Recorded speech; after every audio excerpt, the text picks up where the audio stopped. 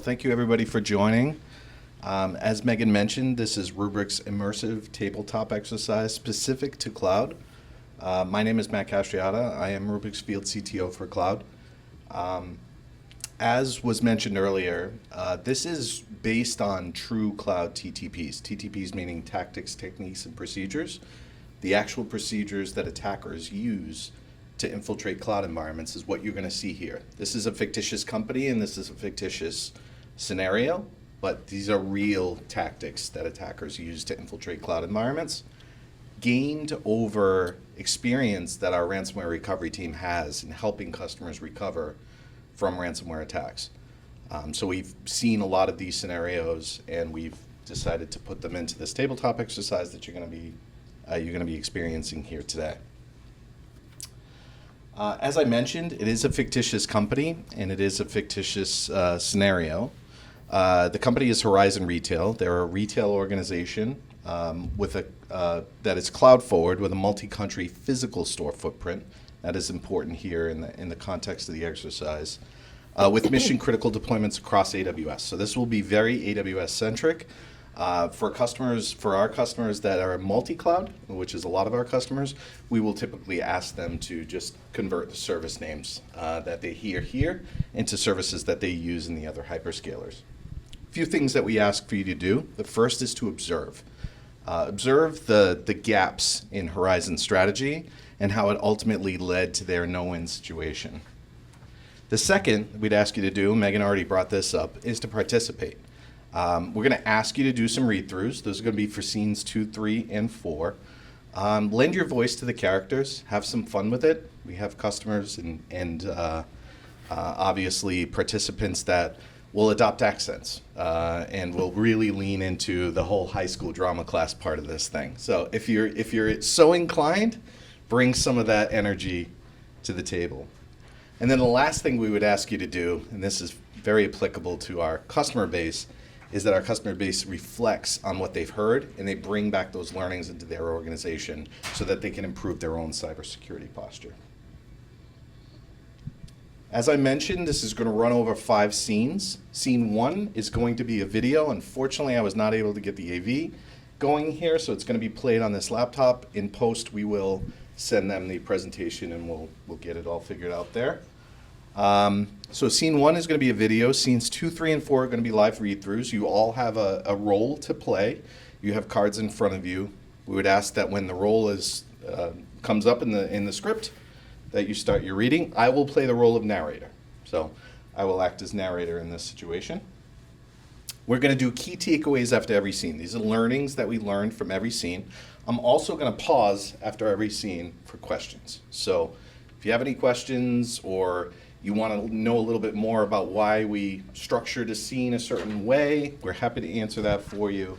And then we're going to wrap with a little bit of a call to action. This would be a call to action to our customer base on how Rubrik can help in this particular scenario. With that, let's dive into scene 1. The modern enterprise is a marvel of efficiency. Every transaction, every shipment, every customer interaction is a seamless flow of data orchestrated in the cloud. The business is the application, the database, and the cloud services that run them. But what happens when the cloud that powers it all falls? We are inside the IT Operations Center, a room that is usually quiet at this hour. The team is starting a shift that is about to become anything but routine. The first sign of trouble appears not as a single critical alert, Hey, Alex. but as a chorus of discordant data points. Can you look at this? Yeah. The write latency on the primary EBS volumes is through the roof, but read IO is completely flat. That's weird for a Sunday morning.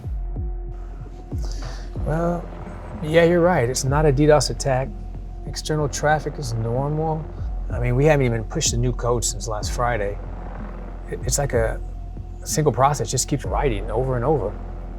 What about the S3 buckets? Checking now. Oh, wow. I'm seeing thousands of API calls per minute against the critical buckets. put object, delete object Well, versions. let me see. Since the object names, they're all being rewritten. There's a new suffix. Locked. This is not a runaway script. This is hostile. This is an active attack.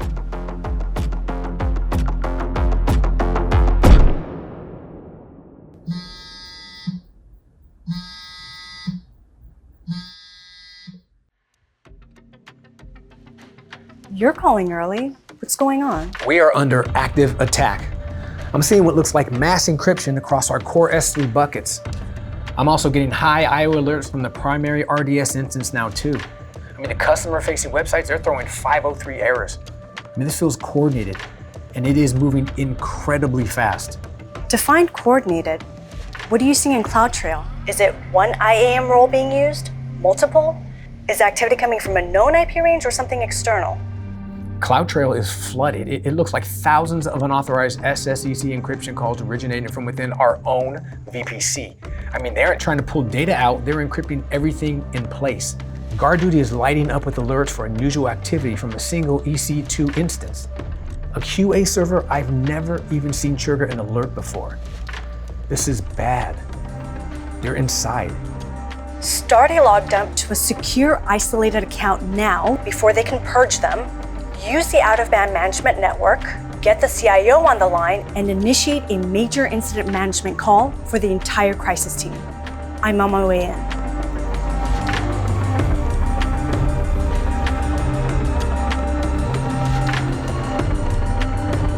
By 6:30 a.m., the first members of the crisis team are online. Give me the situation report. And blast radius is not an answer. I need application names, business units impacted, and a preliminary assessment of potential data loss. It's a sophisticated ransomware attack, and it appears to be centered on our US East 1 region.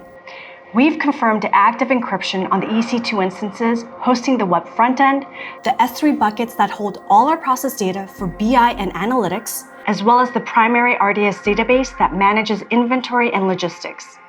We've also found a ransom note in the root directory of a dozen servers. Let me be clear about what that means. If that RDS instance is compromised, the stores are operating completely blind. The handheld scanners in our warehouses that associates use for picking orders are effectively bricks. The system that optimizes truck routes for daily restocking is offline. The point of sale systems can't even validate gift card balances or process returns correctly. From in-store staffing to deliveries and inventory intake, we have to assume every single digital service that touches a physical store is either down or about to go down. Yeah, this isn't just a website outage. This is a direct, decapitating strike against our core retail operations. I mean, the East Coast stores are scheduled to open in less than 90 minutes. I'm activating the full incident response plan. Get the entire crisis team assembled. I need the CISO and the general counsel on a call in the next 15 minutes. We need to decide if we even open the stores. Just to reiterate, we can't just reboot the servers. This isn't a hardware failure or simple outage. This is a hostile takeover of our environment. Every move we make has to be deliberate, or we could accelerate the damage. So some key takeaways from this scene. I think the first is just that chorus of discordant data points, right? You had EBS latency was high. You had S3 buckets seeing high API calls for reads, for overwrites, for writes into the S3. You had the RDS database that was impacted. You had CloudTrail lighting up with a bunch of messages. You had GuardDuty that was lighting up. All of that requires sophistication and coordination, a lot of which our customer bases don't have. They don't have the expertise to be able to take that chorus of discordant data points and piece them together into a comprehensive solution. I would argue that Horizon Retail did a really good job of that here, of understanding what the scope was, and not only that, understanding how they got in. They mentioned that unpatched QA server was how they actually found their way into the environment. And we're going to learn a little bit more about how they actually got in and what they compromised in the next scene. At the end of the day, cloud attacks are business attacks. We know our customer's environment run in the cloud. We know that business is reliant on the uptime of those services themselves. And it is AWS's responsibility to ensure that the services themselves are performant and available. It is not their responsibility to ensure that their customers' data is protected. That is our customer's responsibility. And when that goes south, the business attacks, the business impact can be substantial. We also know that once those encryptions happen, those encryptions were happening in place using server-side encryption with customer keys, which, by the way, AWS just announced that they're deprecating for S3 because of this. This is Cloudfinger, right? This was the attack we saw earlier in the year in January. They are now deprecating the fact that SSEC is even going to be used within S3 anymore. And when that happens, and when they start the encryption, that can happen hundreds of thousands of objects over a period of minutes. How do you recover from that? How do you recover from versions? If you needed to recover from versions of S3 objects, how would you do that at mass scale? And that's really the situation that Horizon is faced with here. A machine speed attack moving at 10x that has essentially brought their business to a halt. With that, let's hop into scene 2. I'll start with the role of narrator, and like I said, we'll go around the room. Please take on your roles, and feel free to ham it up if you so desire. The time is 8 a.m. Eastern. The first stores on the East Coast are attempting to open their doors amidst chaos. The full crisis team, including the CISO, general counsel, and the line of business leader, is now assembled on the emergency MIM call. The atmosphere is thick with tension as the team tries to understand the full scope of the attack. Our forensic analysis of the logs has given us a clearer picture. The initial point of entry was social engineering. They called the IT help desk and got credentials for a standard employee account. A standard account? How did they escalate from there? Our internal segmentation should have contained that. It should have. But from that account, they scanned our network and found a single unpatched QA server. They exploited that to get access to a misconfigured IAM role attached to the instance, a piece of technical debt we never cleaned up. And that misconfigured role, what did it allow them to access? Enough to compromise one of our cloud admin accounts. And with that, they took over our identity provider. It was a chain of reactions of human error followed by technical oversight. Once they controlled the identity provider, they could move anywhere. They had keys to the kingdom. So with control of our SSO, they could get to the retail ETL role, the RDS database? They did. That role gave them complete control over the RDS databases. They also deployed scripts using SSEC server-side encryption with their own keys across our most critical S3 buckets. It's a nightmare scenario because it makes recovery from versions or replicas impossible. The forensics also show they were in our environment for weeks, exfiltrating data low and slow the whole time. They didn't just lock our data, they took a copy first. I just got off the phone with our regional manager for the Northeast. Customers are abandoning full shopping carts at the registers because the manual checkout process is taking over 20 minutes per person. The media has picked up on it. We have local news vans outside 2 of our flagship stores. Our store managers are asking for permission to close. The damage to our brand is happening in real time on live television. Based on our hourly revenue rates, we are losing hundreds of thousands of dollars an hour. This is an absolute catastrophe. The time is now 11 a.m. Eastern. The situation continues to deteriorate. We have an update. Our external security consultant is now engaged. Based on the attack tactics and techniques, as well as the specific ransom note, our external consultants believe with high confidence that this is the work of Scattered Spider. And I can confirm that after consulting with the FBI, we have established contact with this group through the channels they provided. The demand is $4 million payable in Bitcoin.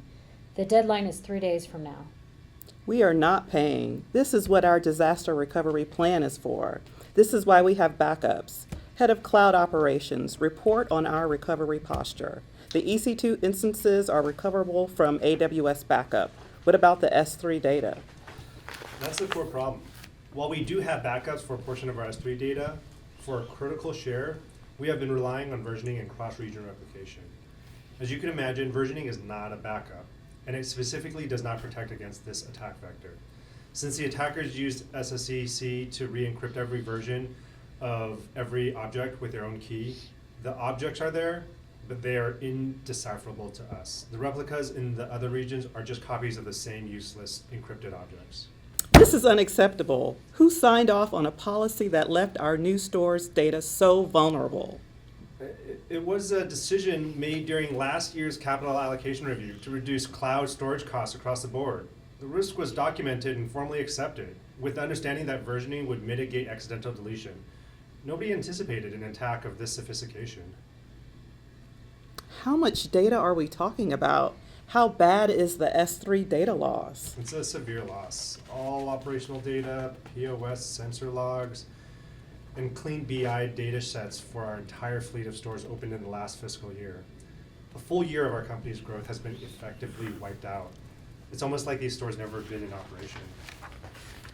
The main call ends. The operations analyst leans over to the head of cloud operations. My team filled 7 tickets over the last year about inconsistent backup validations and coverage gaps in our cloud environment. They were all deprioritized in favor of a new feature deployment. Those tickets, document them and keep them ready. Good job playing a dual role. Yeah, how many times have we heard that happen? New features being deprioritized for, quality of life being deprioritized for new features, right? Mm-hmm. So at the end of the day, I really think that this is an unrealistic scenario in how quickly Horizon has gotten to root, right? This normally can take weeks to understand how they got in, to understand what misconfiguration caused them to get in.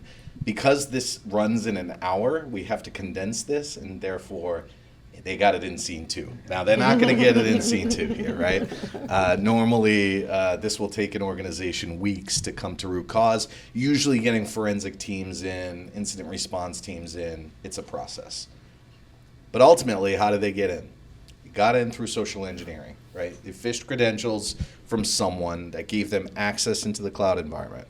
From there, they got to an unpatched QA server that had a vulnerability and a misconfiguration that ultimately allowed them to access a IAM role that was overly permissive. And we know that overly permissive roles in customers' environments are becoming more and more endemic, especially with AI and the access that AI needs to data. There are this proliferation of overly permissive non-human identities in customers' environments. And this is just another instance of that being exploited, right? Once they had access to that IAM role, they had access to the RDS databases, they had admin access into S3 data, EBS data, and boom, it was game over. Again, access to the identity, essentially once the identity is compromised, everything is compromised. The other thing that we learned in this scene is that operational recovery and cyber recovery have 2 completely different things. Backup and recovery in the past was always built on the premise of an operational recovery. I have a problem. It's a known problem. It happened at a certain time.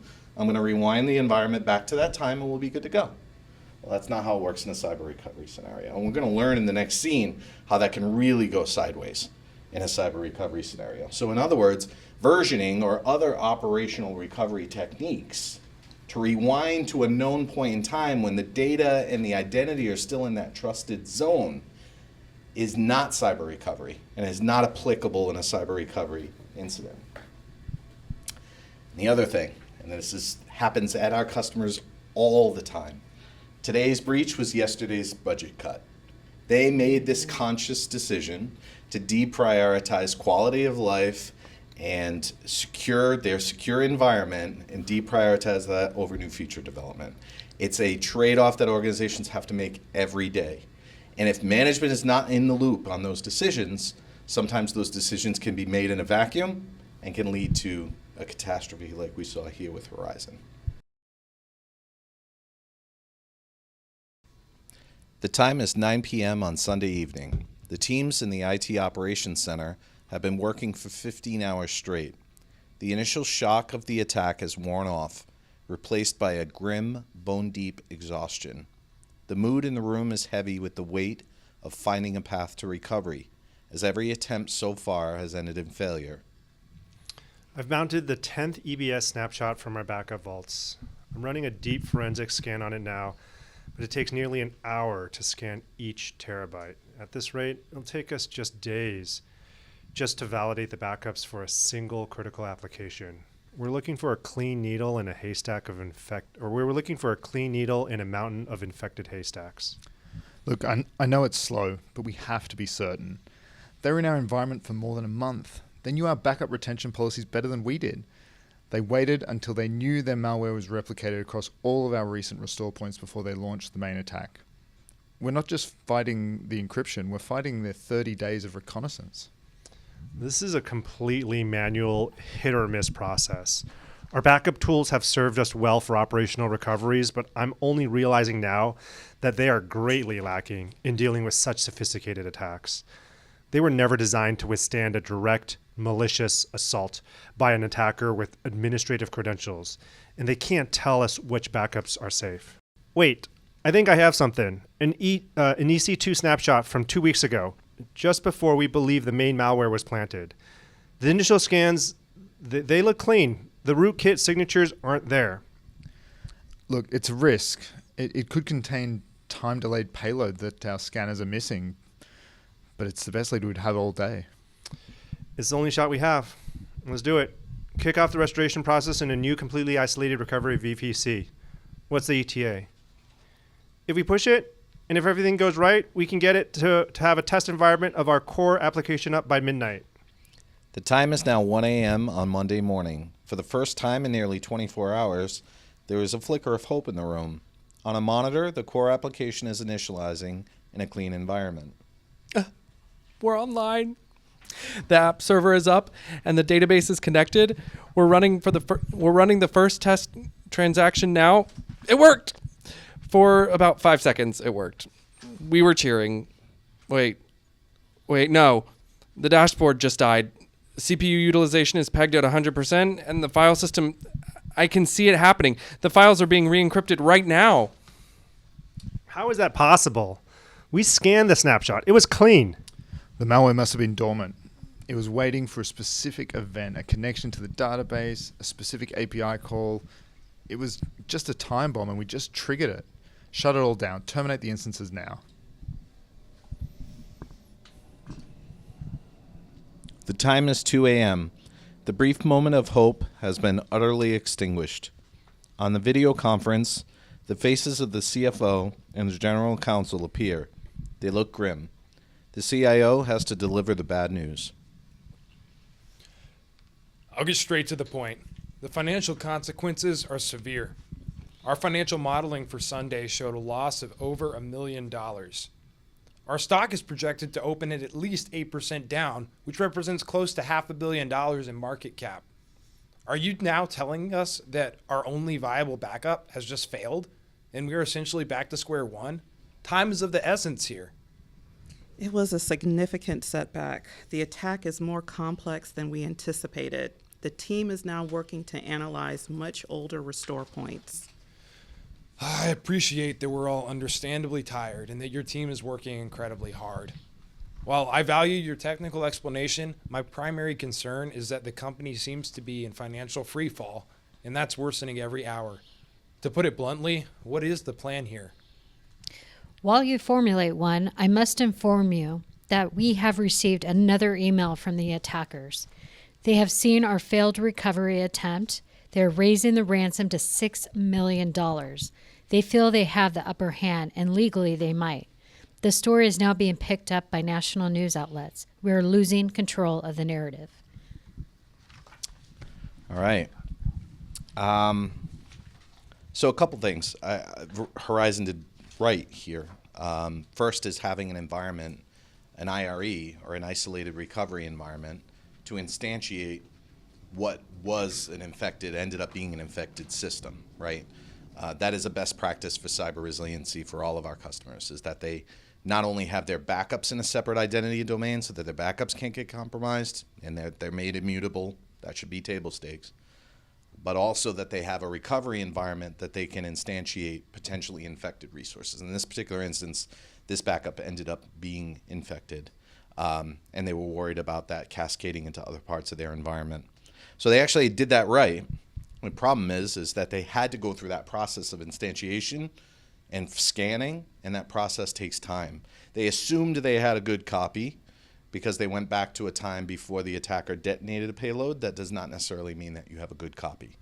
The payload can exist in the environment for weeks. It's called dwell time. Attackers usually, during that reconnaissance process, will land malware and will detonate it using a command and control server, and usually it's some sort of API call or something that triggers that.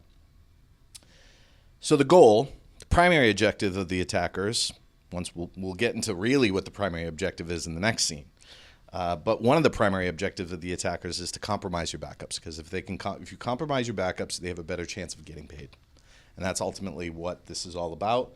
The backups were poisoned back further than Horizon Retail had thought. And that your clean backup, quote unquote clean, could end up being a ticking time bomb. Again, as I mentioned, that malware can be dormant, can live in backups way before the actual detonation actually occurred. As a matter of fact, it probably did.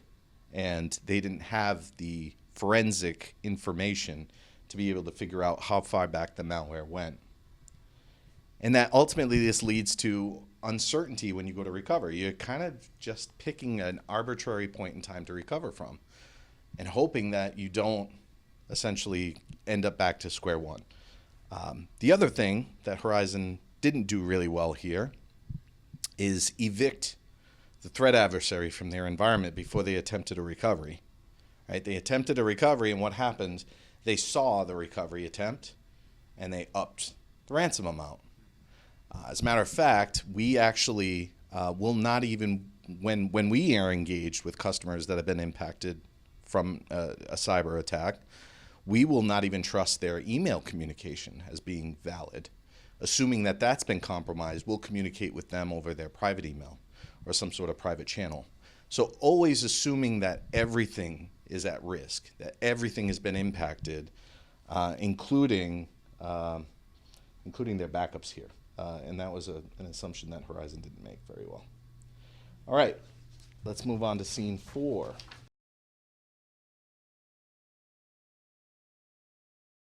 It is now Tuesday afternoon, more than 48 hours since the attack began. The company's stock has plummeted by more than 10%. The recovery efforts have been a brutal, demoralizing slog. The team now knows the attackers were inside their systems for at least 36 days. The Cyber Incident Response Manager has called a critical meeting with the IT and legal teams to address the scariest question of all: what exactly did the attackers take? We need to get to ground truth on our data exposure. The integrity of our S3 inventory is now in question, especially considering all the lost data. The legal team needs an accurate inventory of the compromised S3 objects, specifically what type of data was in those buckets. We must know if we're dealing with a data breach. I've been running a deep scan of our S3 environment, trying to reconcile our inventory with reality. I'm running a regex search for PII patterns across buckets, manifests, and object names. The problem is many of those buckets don't have data classification tags, so I'm flying blind. What are you seeing?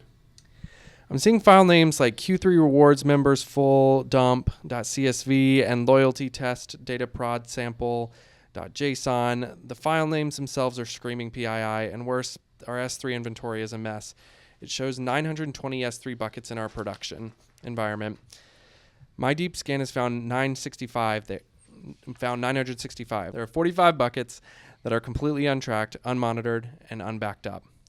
The group reconvenes late Tuesday night with the general counsel and CIO also on the call. The mood is grave. The untracked buckets. They appear to have been spun up for the customer loyalty program that was in development last quarter. The customer loyalty program, you manage that project. What was the data scheme for those development buckets? It was a development environment. It shouldn't have been in production data. But to properly test the new predictive models, the development team may have used it. They may have pulled a sample from the production customer database. I can confirm they did. I've decrypted a single file from the proof of life sample the attackers sent us. It's a CSV file from one of those on-track buckets. It contains over 1 million records with full names, email addresses, mailing addresses, and birth dates. This is PII. This is now officially a data breach. I need to pause everyone for a moment. This discovery fundamentally changes our legal position. The moment PII was confirmed, we moved from a business continuity crisis to a major regulatory and legal event. We likely have 72 hours to notify the California Attorney General under CCPA. We have other notification deadlines in every other state and country in which we operate. We need to retain outside counsel specializing in breach notification tonight. We need to establish a budget for credit monitoring for every customer in that database. The cost of this incident just grew by an order of magnitude, and that is before the class action lawsuits began. Does everyone understand the gravity of the situation? Yes, we understand. So, as I mentioned, I kind of alluded to the fact of what the primary objective of the attackers are. This is the primary objective of the attackers, is to find and exfiltrate sensitive data. That can be monetized regardless of whether you decide to pay them a ransom or not. As most times they'll say, well, pay us the ransom and we won't release it. We're taking bad guy's word for it. And, maybe they'll be good on their word, maybe they won't. The other thing that we saw here, and I think every one of you has run into this in the past, is shadow data, right? We know in the cloud it's very easy to instantiate resources. That's one of the benefits of being in the cloud is rapid and rapid development, rapid instantiation. What that means is that when you give autonomy to developers to create things, they're going to create things, and they're going to possibly end up moving production data to those things without properly masking or obfuscating that data before they operate against it. And that leaves your company at risks. And what you can't protect ultimately what you can't see. In this case, they had 45 untracked S3 buckets in their inventory, of which some of those contain private information. And as I mentioned, production data and dev is a disaster waiting to happen. It happens all the time. And yes, you do need to operate against properly structured data. Developers do need that. And obviously the data in production is properly structured. The challenge there is that you have to go through a rigorous process of obfuscation or masking before you operate against that data. A lot of our customers don't do that. They assume that they are that their security is good. They just copy the data from production into development.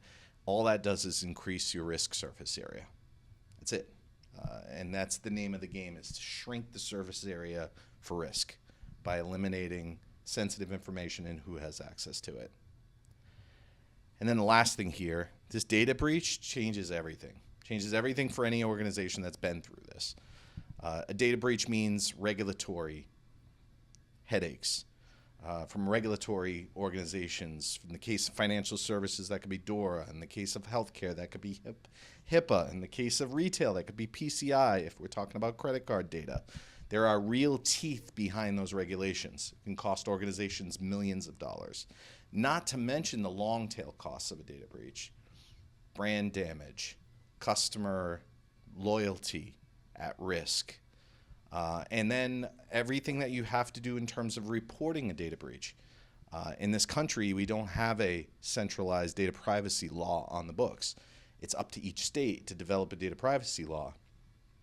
And it's up to each state's attorney general to enforce it. And it's up to you to report it to each state's attorneys general, right? And that process can be rigorous and expensive and can take a really long time. As a matter of fact, we have an instance of a healthcare organization that was impacted, and they had commented that the stamps that they had to use to actually mail the letters that said that their patients' data had been exposed cost in the range, that was a line item on the costs for their ransomware attack, it was something like $2 million or something. So these are the hidden costs that have to be incurred as a part of any sort of attack. So again, sensitive data, primary objective, proactively ensuring that you know what type of data you have and who has access, but reactively being able to understand what was impacted so that you can report that to regulatory agencies or authorities. All right. We'll hop to scene 5, which is just a video. Thanks everyone for your participation. It has been 3 days. 3 days of failed recoveries, mounting losses, and public humiliation. The company's leadership is now assembled for a final, agonizing decision. So, a full, clean rebuild of our environment from the ground up will take at least 3 weeks. Given the sophistication of the malware in our backups, that is the most realistic estimate. Direct revenue loss currently stands at $3.4 million. Our projections show that we'll continue to lose nearly $1 million for each additional day of significant outage. We're hemorrhaging money by the day. I must advise, in the strongest possible terms, not to pay these criminals. It's rewarding their actions and funding their next attack on another company. We get a decryption key that might not even work for data that we're gonna have to scrub and validate for weeks. This doesn't get us any of our data back, and it absolutely doesn't remove the attackers from our environment. It paints a giant target on our back for every ransomware group on the planet. We have to rebuild. It's the only way to be sure we're clean. Rebuilding is a fantasy of control that we can no longer afford. Your clean rebuild will take a month, and in a month there won't be any company left to secure. We will have lost massive shares of our revenue, our brand reputation will be in tatters, and our stock will be worthless. Look, I get it. Principles are important, but they don't keep the lights on. From a legal standpoint, our situation has fundamentally changed. We're no longer just managing an outage, we're mitigating liability. The single biggest quantifiable risk we face is the public leak of that PII data. Our CISO is correct. Paying the ransom doesn't guarantee that the attackers won't leak it. However, refusing to pay it makes it a certainty. They will leak it to maximize our pain and make an example of us. The reality is, paying the ransom is our only leverage, however small, to prevent that outcome. More importantly, we must be able to demonstrate to the courts and regulators that we took every possible step, however distasteful, to protect our customers' data after the breach was discovered. The general counsel's right. From purely a financial perspective, paying the $6 million, as painful as it is the only move we've got. You know, it's an ugly but necessary transaction to ensure that we stop the financial hemorrhaging. It's the only business decision on the table. They were right. The security team, the operation analysts, they told us our backup strategy for the cloud was flawed. They told us we needed better visibility into our data. We deprioritized the projects and the funding to meet the deadlines for new features.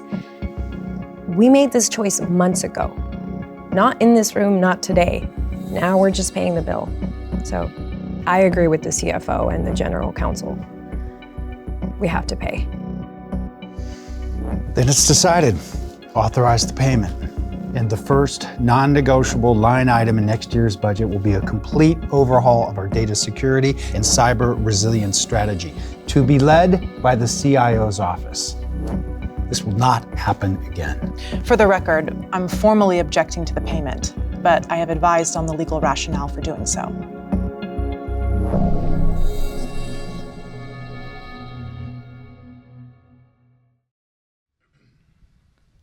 So, would you all have paid?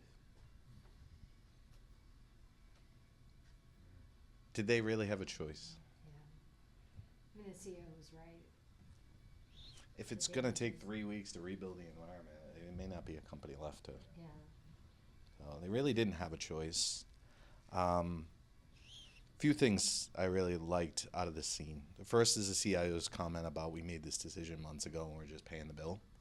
That's, you know, that we talked about that dichotomy between new feature development and quality of life and that just being really difficult thing for organizations to tackle.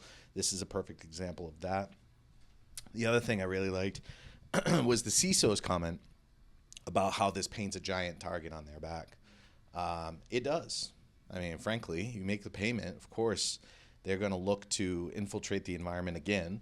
80% of organizations that get hit with a ransomware attack within 6 months end up getting hit again. And that's primarily because they either don't do a good job of plugging the hole that caused the attackers to getting in the first place, which goes back to this being unrealistic. Horizon figured that out in Scene 2, right? That doesn't happen normally. It takes weeks, can take months, and sometimes you can never really get to root cause of how they got in. Yeah, I mean, and at the end of the day, the CISO is right. The attackers will end up selling that tribal knowledge to other ransomware groups on how they got in. They will use that to infiltrate other organizations in the retail space because they know that retail has very common application stack that they operate off of. So they will use those vulnerabilities to attack other retailers. We're seeing it with Scattered Spider. Scattered Spider went right through the industry sectors of insurance, airlines, retail. What are they on now? I mean, they're literally tearing through industries. And they're tearing through industries because they understand the attack vectors that are specific to that industry. So in actuality, the CISO is 100% right. You pay, there's a giant target on your back. But then back to the CEO's statement. Would there be a company left if they had to rebuild? Probably wouldn't be. So they really had no choice ultimately in this scenario. They probably had to pay. And paying ultimately is a business decision, right? It's a decision that management has to make. And really, ideally, you have humans in the loop, just to use an AI term here, since this is an AI talk, but you have humans in the loop on the decision-making process around deprioritizing new feature development, right? Like that should have gotten input from someone, maybe not at the CEO's level, but someone that's much higher up in the organization to really make that decision. And that decision was not made in isolation. And ultimately, that choice was made months ago. They were just paying the bill. We believe that resilience is ultimately the power to say no, right? To say no to paying the ransom, true resilience. And what is true resilience? It's the power to keep your data safe and your business running. As long as you assume that you have proactive investment and executive alignment, and as we mentioned, those are two things that Horizon didn't really have locked down prior to stepping into this. The ability to ensure that you have backups that can't be tampered with. That's table stakes. That's immutable and credential isolated backups. Mutable meaning once it's written, wherever it's written to, it can't be compromised using things like object lock for S3. That's going to help ensure that those backups live for the length of their retention period. Credential isolated, meaning that they're separated from the primary identity boundary and that they're either in a different org or a completely different identity boundary altogether. Giving you the ability to do guaranteed clean recovery. That's really the point here. It's not just about guaranteed recoverability. It's about ensuring that you're recovering clean. Pre-calculating clean recovery points. So that when you do decide to recover, all you have to do is step in, click that button, and you've got a clean recovery point to recover from. You're not taking those backups and scanning them with guard duty. You're not taking those backups and instantiating them in an IRE and reiterating on that process over and over again. That's time consuming, and time is money. Ensuring, and this is the most important part here, that you have a robust data security posture, meaning you understand the type of data you have and who has access to it. You understand how that data is propagated through the environment. You understand if that data lives in assets that are untracked. You understand the misconfigurations in your environments. There is a CNAP aspect to this too, right? There's a WIS aspect to this as well. You need to be able to understand if there's impact in the environment, both from an infrastructure configuration as well as from a data perspective. And then having complete sensitive data visibility and management across the estate, not just in AWS. Most of our customers live in multiple hyperscalers. Most of our customers still have an on-prem install that they're working through. Ensuring that you have the visibility across the estate, and the only way to do that is for your tool of choice for data protection that has visibility to the data, your most critical data across the estate. So, call to action for our group on Wednesday when we do this in front of a large audience in one of the rooms there will be, contact your Rubrik rep, we'll learn more. We'll have a nice QR code for people to take pictures of so that they can go to our website and learn a little bit more. I have done these 0 hours at customer sites directly with a single customer. I've also done them in a format where we have partners come in. We have multiple customers come in. Sometimes it's prospects mixed with customers. And that's really where the magic shines, right? Because you got customers talking to prospects about experiences that they've faced. And it really is impactful, I think, when you get into a mixed group setting like that. So I tend to really like those events. Over dinner, over lunch, we typically try to do those co-branded events with partners.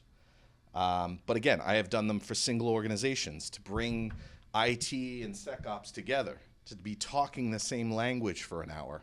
Those folks don't talk the same language all day. So getting them to come together and talk the same language for 60 minutes is really, really valuable for a single organization. So happy to do those with any of the events. I've done these many times. And with that, that's all we had. So hopefully you guys, thanks, appreciate it.